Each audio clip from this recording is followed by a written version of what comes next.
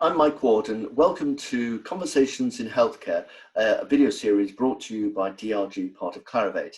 This episode is one of a number that we are recording alongside on Helix, a digital conference that is hosted by One Nucleus. In line with this, I'm delighted to be joined by Daphne Zohar, who is going to offer us insights in, from a very different perspective. A company's got an interesting model.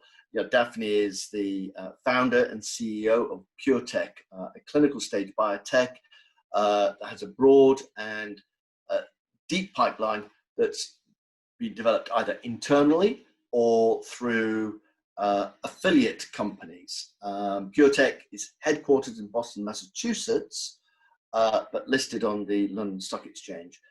With a market cap of approximately £700 million. So Daphne, I hope you're, and those you care about are keeping well and safe. And thanks so much for joining us. Thank you so much for having me. It's good to see you. So as I mentioned in my introduction, PureTech, you've got an interesting business model. So could you first sort of describe how the PureTech R&D business model was first conceived, and what challenges did you think that approach was designed to solve? Yeah, so it's interesting because in biotech, most companies are started by entrepreneurs or scientists that have a specific technology or idea that they're advancing and kind of looking for a problem to solve with that technology.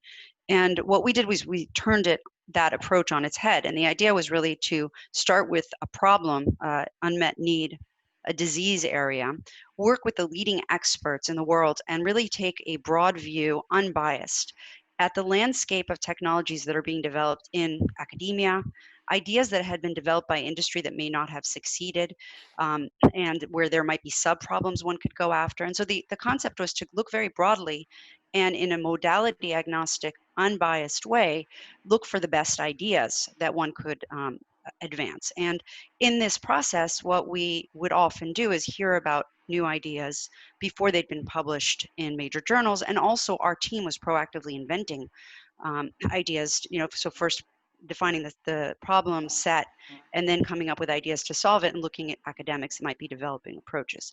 So through this process, we think it has advantages in that it's completely unbiased. So we're not trying to convince the world that this is the best idea. We're really looking for what is the best idea.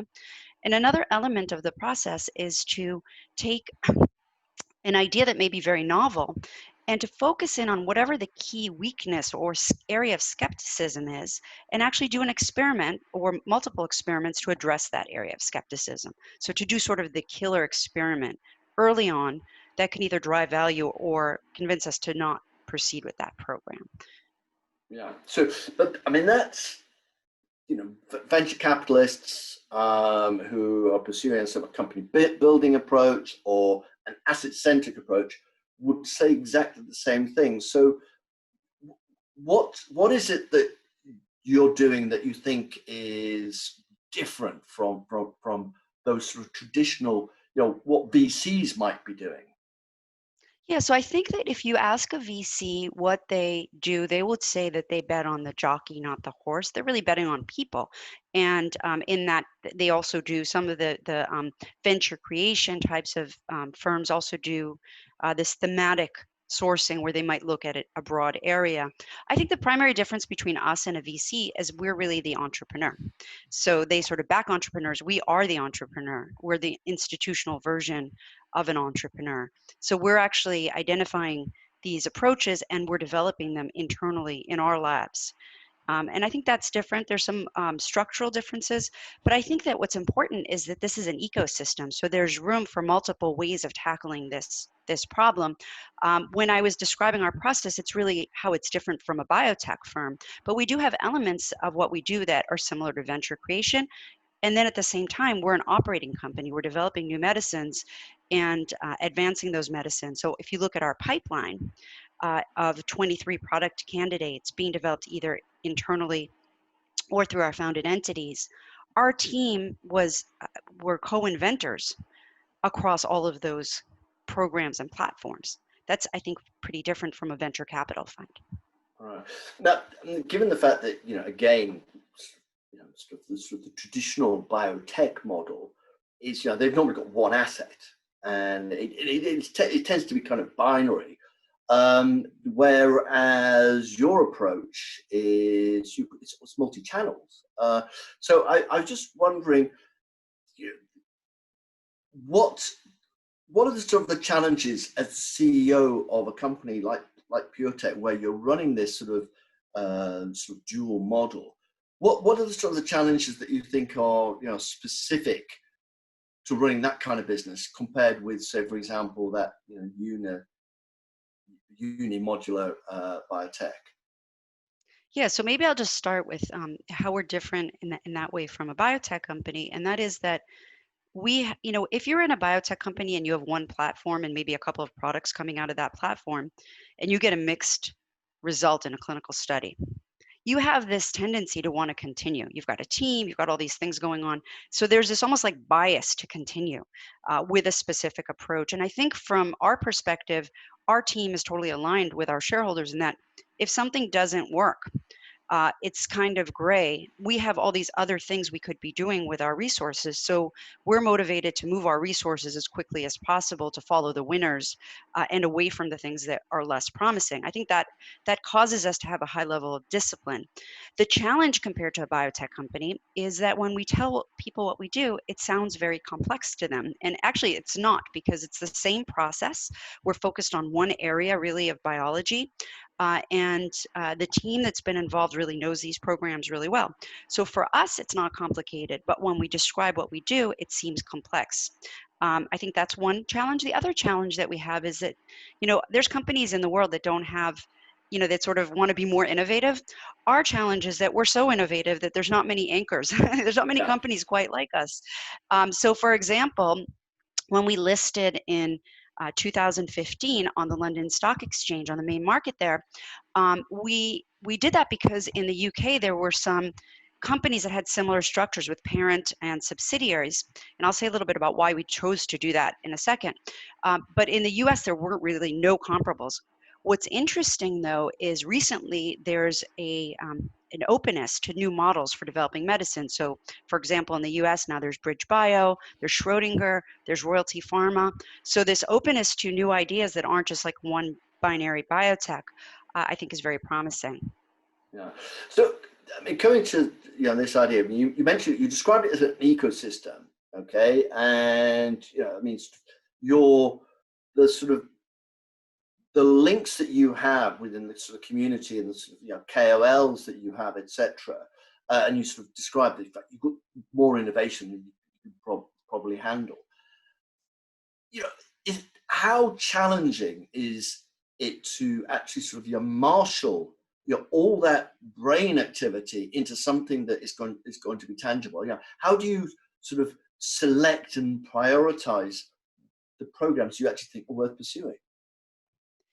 Yeah, so we have a process that's evolved over time, and it starts really with the problem, getting together the experts who've really thought most deeply about the problem, together with our team, the team's really innovative, very entrepreneurial, and then I think what happens is you'll be looking at hundreds of ideas. So a lot of ideas will come up.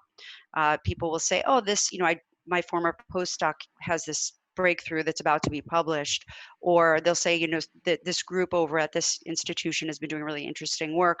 Or in the case of Karuna, where we were a co-inventor, so Eric was the lead inventor on the CAR-XT platform. In that case, we had a group of schizophrenia experts together, and they were saying, why did xanomeline never get advanced? That was such an intriguing program. They had this remarkable efficacy. And that's how we started the conversation, and we dug deeper and solved the problem that xanomeline had. And that's, the story of Karuna. But in this process, what's really interesting is we thought all these scientists would be promoting their own ideas, and they often are coming with their own ideas. But there's almost like a truth to the process where the best ideas emerge, and everybody's motivated to really find the concept that has sort of the best chance for success. And that's a combination of being really innovative, sort of taking advantage of cutting edge science, but also being something that you could test. And de-risk in a reasonable period of time with a reasonable amount of money. So that's part of the model, is actually not to spend too much money in the beginning and, do those experiments. Yeah. So what actually needs to be in place for you to be able to make that, go no decision, in the first place? Well, I'd say first of all, we won't do anything that is like a Me Too concept. So you won't see anything that we're doing that sounds like other people. I mean, yesterday we had the first sort of landmark clearance by FDA of the first video game for treating ADHD, or in the case of Gelesis, which was also cleared by FDA, it's the first mechanotherapeutic, where it's an orally administered product that then acts mechanically in the body. So that was also cleared by FDA. So I think for us, it has to be really novel. It has to be, sort of differentiated and protected by intellectual property. And we think it also has to be able to make a difference for a large number of patients in an area where there's not a solution right now. So in the case of like LYT-100, our lead program in our internal pipeline, we got to that by looking at lymphedema, which is a huge unmet medical need. So I think that concept of unmet need, innovation, we can test it quickly, and it builds on our areas of strength, the areas where we have expertise. I think those are some of the things that we look at. All right. Now, as I mentioned earlier on, you've got a sort of this dual model where you have these founded entities, for example, CarXT, which you mentioned, or Gelesis. Those, and now you're also developing your own internal programs. So first, how do you make a decision on what is going to be a founded entity, and how autonomous are they from the sort of the mothership? Yeah, so it's interesting. The decision to initially create these founded entities was really driven by sort of economics. When we started PureTech, we started with no cash, so we really, sort of had to build PureTech from the ground up.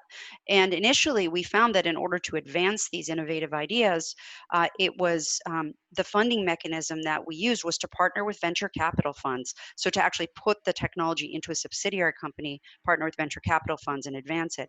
Now that we have our own resources, after we have sort of a track record of success, we've been able to choose a group of assets that are interconnected and develop them internally. And so basically our growth engine going forward is through our internal pipeline. And we also have these founded entities, which have, I think very exciting and advanced. But in terms of the internal pipeline, the way that we decide what's going to stay internal, first of all, that's going to be the default going forward. Everything we're doing internally is focused broadly on immunology and the lymphatic system. So that's a subset of the brain immune gut axis, which is sort of a theme across all of our founded entities and internal pipeline. With that said, we've got so much, that we can do with our internal pipeline, and there's only so many things we're going to be able to advance ourselves. So we can choose to take a subgroup, spin them out, partner with pharma companies on specific assets and so on. But the difference between now and before the default was to create an entity and have other people invest in it. Whereas now the default is to keep it internal, and then we would selectively think about creating a founded entity if we didn't think we could do it justice or develop it internally ourselves. And the business model for those founded entities, was it that they would become actual commercial companies, or was it that they might sort of almost like sub-license that platform or that product to a pharmaceutical company? Yeah, so in the case of the founded entities, the vision was really that we were going to take these medicines and those founded entities were going to develop them, get them to patients, and potentially to the market. And the business model, so you asked earlier about the independence. Once we made a decision to create a founded entity, it's just like any other company. So for example, Akili has its own team, its commercial infrastructure, Karuna, Gelesis, Vedanta, Folica, which is developing treatment for baldness. All of these founded entities have their own management teams. And what's interesting about those management teams was that a lot of those management teams were basically PureTech team members initially. So Eddie Martucci, who's running Akili, Bernat who's running Vedanta, and so on, Andrew, who's COO at Karuna, were members of our team involved in that sourcing effort. And then they sort of stayed on with those founded entities. And now in this sort of evolution of our model, those individuals are the ones that are doing the initiating are actually staying within PureTech and helping to advance those programs. Right. So, I mean, sort of you mentioned that, so it's now the sort of, the default that you're going forward. It's essentially going to be, a PureTech company, or PureTech is the company that's going to develop it. That sweet spot that you sort of talked about, it still seems quite a big sweet spot. I mean, you talked about how you have this, you're swamped by innovation. It doesn't look like you've narrowed it down very much. Yeah, I think that we have narrowed it down because there's really no, companies that we're aware of that are working on the lymphatic system. So we believe we have a leadership position in that area. And what happens is we have different programs, different platforms. So we've licensed technology from 5 different research institutions in our internal pipeline. So we still have that discipline. Where these different programs are moving forward, and we're going to move the resources to the ones that have the most promise. We're going to kill the programs that don't work. The difference is that we learn a lot more. So if a program doesn't work, we're learning about the biology that translates across all of the programs. And I think that is, yes, it's true that Vedanta is in the, broadly in the gut area, and Gelesis is too. So we've learned a lot about the gut epithelial barrier, for example, and the microbiome through both of those entities, and we try to get people together to talk about it. But in our internal pipeline, that's designed into it. And from our perspective, the once you develop a program and it's a product candidate and you're moving it forward, there's a specific team that has ownership and deep domain expertise on that specific area. And now, that team is staying within PureTech and not sort of going external to other entities. Right. And how do you sort of you maintain that that innovation, that sort of, because if all of a sudden your PureTech guys are now sort of developing their own internal programs, have they got that opportunity, that sort of that thinking time to actually come up with all the other ideas that in the past would have spawned off your founded entities? Yeah, so I think that that's really Eric, who has been, overseeing that innovation engine. And the way I look at it is we have Joe Boland, our chief scientific officer, who's sort of owns the domain of platform technology through product candidate. And Eric comes in sort of as we're thinking about the product candidate. I mean, obviously he's very involved in sort of thinking through the initial stages, but he sort of owns the product candidate through proof of concept phase. So, I think it's really an extension of what we've always done. And the whole culture at PureTech is really, built on that concept of innovation, following the truth, following the science. And I don't think that's changed in any way. Right. One of the interesting things is, if one looks at PureTech, so those advisors you've got, I mean, you've got a stellar group of individuals. I just, just thinking about managing those people, in the same room, must be a big challenge. First, what value are they actually bringing to the company? And actually, do you have any sort of tips in terms of being able to manage or get the best out of these giants of the industry? Yeah, it's interesting because, for example, on our board, everybody's just very engaged and they really care about what we're doing. In the case of the scientific collaborators, so people like Sid Mukherjee, who we co-founded VOR with, or, Adam Ghazali, who was the inventor behind Achille. So all of these people, I think a lot of them are advisors to companies, and a lot of them, to big pharma companies, for example. And what I've heard them express is that, they might be advisors to big pharma or even venture-backed companies, but they're often asked to comment on something that somebody else is doing and sort of say, here's what I think you should do differently. In our case, it feels like what they have ownership over it. It's really a concept of bringing together the best minds, and I think they're drawn to each other, so like they all like hanging out with each other. That's number one, and learning from each other. And the process that we have and the approach that we have is really, it's a chance for them to not just advance their own ideas, but to take the best ideas in the world from other scientists and help to see those advance and actually have an impact on it. As opposed to, let's say, coming to a pharma company, weighing in on their pipeline, then coming back 18 months later and seeing the same products and kind of saying the same things. It's a different, I think, approach. So it's not so much managing them as much as really engaging with them and getting the most that we can, and then leveraging what we learn from them and actually running with it. And I think that that combination is probably what they find appealing. Right. Matt, you mentioned that you're on the London Stock Exchange, and you kind of gave us some sort of reasoning behind that. I mean, it is sort of completely the opposite direction. Most European biotech companies actually want to go and list in the States because that's where the deep pools of capital are, etc. So, do you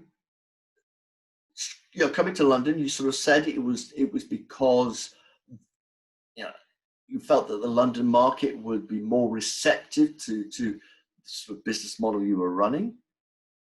Yeah, I mean, I think if you look back at PureTech, we started with a $100,000 check from an angel investor who happened to be a former CEO of a pharma company.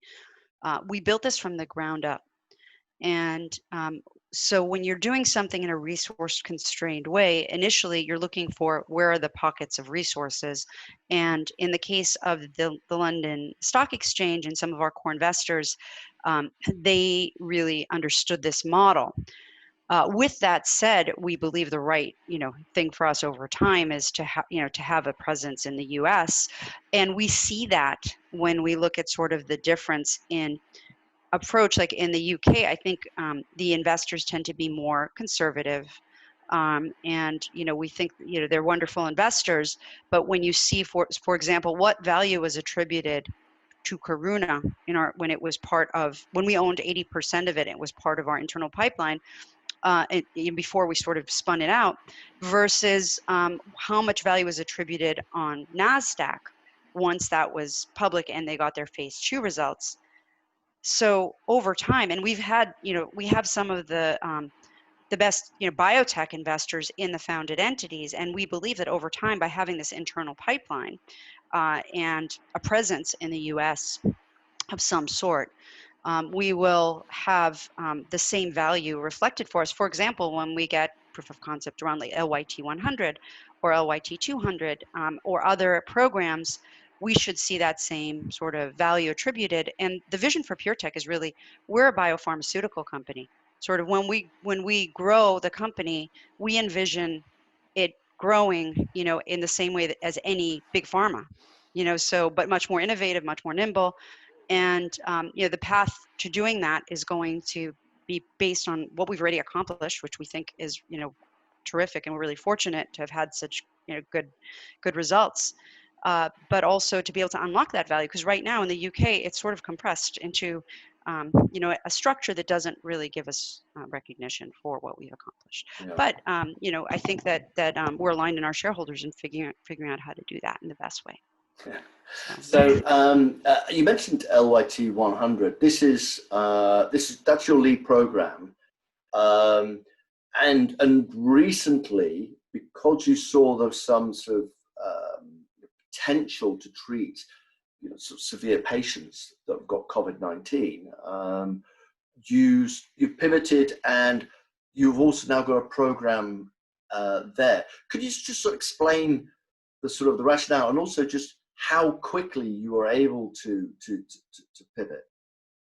Yeah, so in the case of LYT 100, that started from a sourcing effort in lymphedema, where we work with leading experts. We identified this program that had some unpublished research around efficacy in a preclinical model for lymphedema.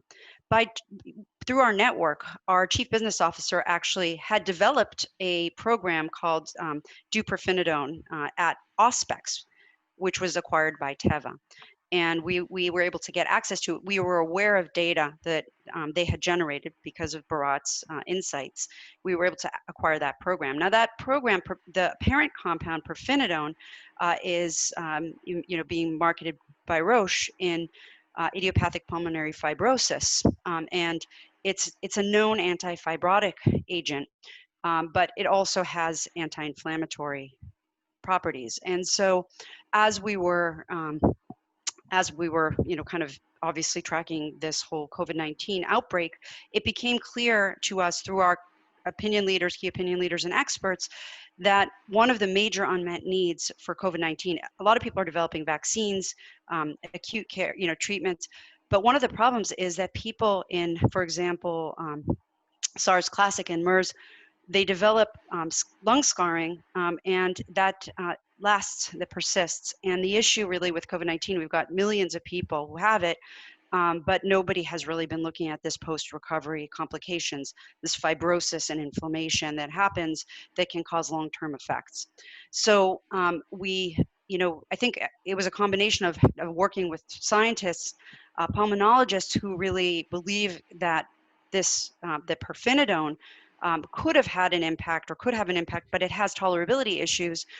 So very similar to the Karuna story, where we had xanomeline, which had some issues, but we had an improved version. In the case of LYT-100, this is a approach that is overcoming some of the tolerability issues, potentially enabling better efficacy, and potentially enabling this to be used in a vulnerable population.